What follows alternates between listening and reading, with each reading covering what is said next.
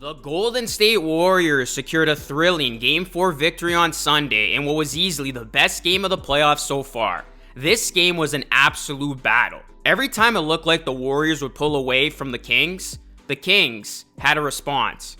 And of course, this game came down to the wire. Stephen Curry scored 32 points but gave Sacramento a late chance when he called the timeout Golden State didn't have. But the defending champion Warriors held on to beat the Kings 126-125 when Harrison Barnes missed a three-pointer at the buzzer, evening their playoff series at 2 games apiece. Game 5 of this best-of-7 series is Wednesday night in Sacramento. How's it going, everyone? It's Luka here, back with another video. In this one, I'm going to be talking about the epic Game 4 win by the Warriors and why they're in the midst of doing it again. If you guys can do me a solid favor, please hit a like on the video. It does help the algorithm a ton. And please subscribe to the channel for more Warriors and NBA content just like this. We're trying to hit 31K on this channel, so your support is greatly appreciated. After that crazy game, my Warriors in 6 prediction stays alive. Let's talk about some key moments in this game though. Draymond Green, he came off the bench in this one. Green came off the bench after serving a 1-game suspension while the Warriors dominated Thursday's Game 3 without him. Given the momentum and success, Kerr stuck with Jordan Poole in the starting 5 on Sunday. Draymond Green in this one though gave a solid effort with his on-ball defense, guarding the shifty Fox at times, and displayed his great passing. And he combined both of those strengths when he first blocked Domantas Sabonis' layup with 90 seconds left, and then, to complete the incredible sequence, he found Andrew Wiggins with a pocket pass and a layup to put the Warriors up 5 points. It was a lead that seemed like it was safe and that the Warriors were going to hold on to and win this game comfortably, but that was until Stephen Curry made a huge mistake. But of course, it didn't end up burning the Warriors. And let's not forget, Draymond Green did an exceptional job helping Curry force Fox to pass the ball on the game's final play. Green doubled Fox perfectly and took away the shot that he loves and a shot that Fox has made so many times late in games. Draymond explained his reason for being a reserve, saying, "I saw what was working when we won Game 3. I didn't want to come back and shake things up. That's not right. I wanted to do what I thought was best for the team." So you got to appreciate Draymond Green doing what was best for his team in this situation. He could have selfishly wanted to be back in the starting lineup, but he was okay from coming off the bench, and I expect the Warriors to do the same thing in Game 5. Expect Green to once again come off the bench, and I expect the Warriors to start Jordan Poole in that pivotal Game 5. And next, let's talk about Jordan Poole. And Jordan Poole, he stepped up in this game. He had 22 points, his high for the series, and even better for the Warriors. Poole was efficient for one, shooting 8 for 15 after missing 21 of his previous 30 shots. When he, Curry, and Thompson, who had 26, are getting it going collectively, the Warriors are at their offensive best. And it was no coincidence that all 3 of these players had 20-plus points in this win. And that's the best news for the Warriors going forward, that their dangerous 3-guard lineup is healthy and they're producing. Then if you add Andrew Wiggins, who had 18 points to the mix, the Warriors have more than enough firepower to keep up and outlast the Kings. Next, we got to talk about the big blunder, of course, that almost cost the Warriors the game. Everybody was talking about this one. I did not have Stephen Curry, arguably a top 10 player of all time, calling a timeout he didn't have late in this game, which gave the Kings a chance to steal one on my bingo card. Now here's some context about that timeout the Warriors didn't have. The Warriors were unsuccessful on a challenge for an illegal screen a few moments before, and Coach Steve Kerr said he didn't remind the players that unsuccessful challenges cost the timeout. "That's 100% on me," Kerr said. You would assume that a veteran like Stephen Curry, who has been around the game for a while, would know what was up in that moment. This is what Curry said. "I knew we challenged," he said, "but I didn't realize that when we challenged, we had no timeouts left.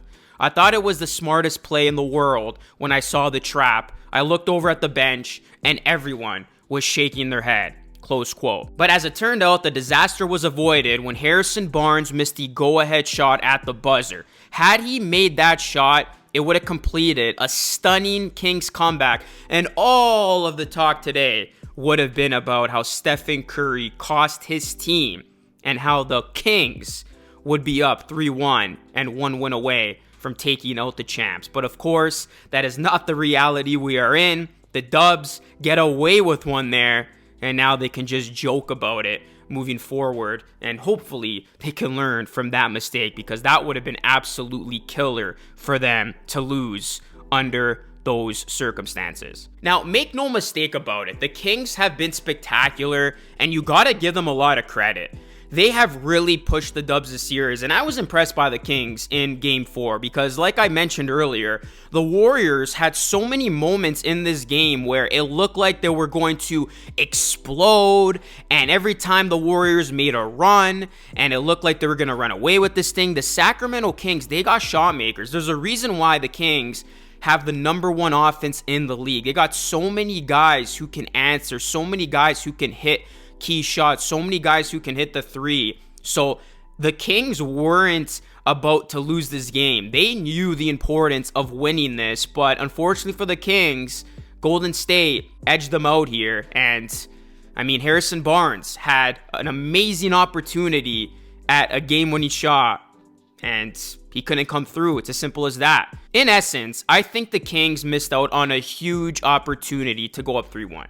As this series shifted to Golden State when the Warriors were down 0-2, I said if the Kings wanted to win this series, they needed one in Golden State. They had to take a 3-1 series lead. But now, we're all tied up at 2, and all of the pressure goes back on the Kings. And for as bad as the Warriors have been on the road, they have the momentum on their side now. And I wouldn't be surprised if the Warriors now go into Sacramento, steal Game 5, then close it out in their building in 6. That's why when people were saying the series was over when the Kings were up 2-0, I was like, pump the brakes. The Warriors aren't just going to go away. They were going to respond, and that's exactly what they did in Games 3 and 4. They say a series doesn't start until a team wins on the road, so now the Dubs have that opportunity in Game 5, and they're going to be ready to go. That's why you can never write the Warriors off. Just when it looks like they're dead in the water, they find a way. Just when it looks like you're going to catch them slacking, as the Kings almost did in Game 4, they find a way. This team just doesn't go away. And the Kings are now going to have to play this best-of-3 series against the team that has life once again.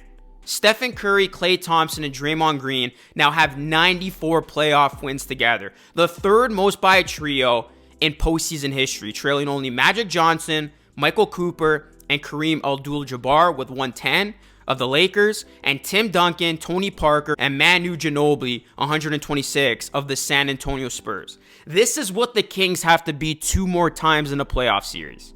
Let's see if they're up for the task. Do you think it's advantage Warriors from here on out? Because I think it is.